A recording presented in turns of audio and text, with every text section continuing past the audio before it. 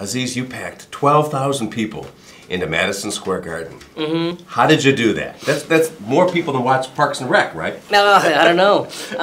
How did I do that? I've been touring for a while now, and I put out multiple specials, and I just got to a certain point where I realized, like, oh, I'm selling this many tickets. I think I could sell out the Garden, I think, and so we did it, and I did. And when you talk to fans, what is it that they say they connect with you about? What is it you're doing what nerve are you touching in them that they respond to? I don't know. I mean, I think you just, if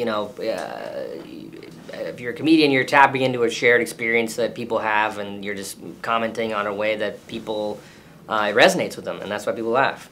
You have a style, though. You have a kind of respectful style, in a way. You don't show up in your worst T-shirt and nastiest pair of sneakers. You put a jacket on. Sure. In Madison Square Garden, you actually have a tie on. It's like, this is Bob Hope with color, right? Do you have brown color. Brown color, that's what I mean. So do you have a certain style that you define? No, I mean, as far as dressing up, I just, when I started doing theaters, I was like, you're performing in these nice, like, beautiful, historic theaters, and, venues like Carnegie Hall or whatever, and it's like, all right, well, it feels weird to be wearing, like, a polo shirt or something. Like, to wear, like, a suit and look nice, and, so that's kind of how that started. And then you have certain parameters. You're not really cruel. You'll goose somebody. You'll tweak them, whether it's your parents, whether it's a girlfriend, whatever it is. But you're not cruel. You're not like in the tradition of Catskill comics, like a Joan Rivers or something, right? I'm not like a Catskill comic.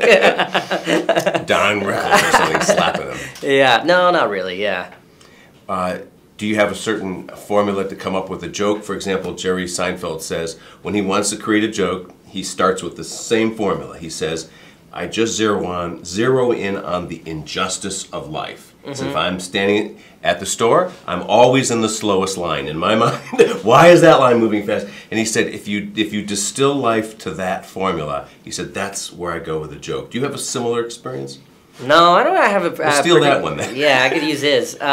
I just kind of take what I kind of think about things that charge me that charge up emotions inside me and are kind of filling my mind, and I kind of write to that because it was like, oh, if that subject matter is making me emotional, there's something there. So whether that's anger or empathy or whatever it is, if it's giving you a strong emotion, that's good to key in on in my head. Have you ever heard back from someone that they're mad at you, that you crossed a line? No, I don't think so. A friend or a star or a... No, no one's ever been upset with me, no. And I guess the last question is, you begin this show with the immigrant experience. You talk about your mom and dad. Sure. And you end the show with bringing them on stage. Yeah, yeah. And then that's kind of a nice Yeah. thing. So talk about that. I mean, you as this comic who defines his life, you're not an immigrant. You're first generation, as you explained it, but yet it's part of your story. Sure. Yeah.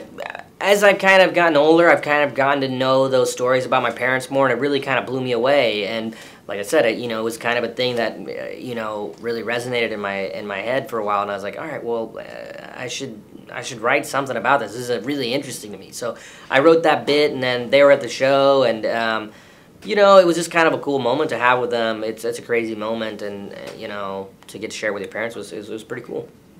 What did they say to you after the show? They were excited. They were proud. It was a crazy moment.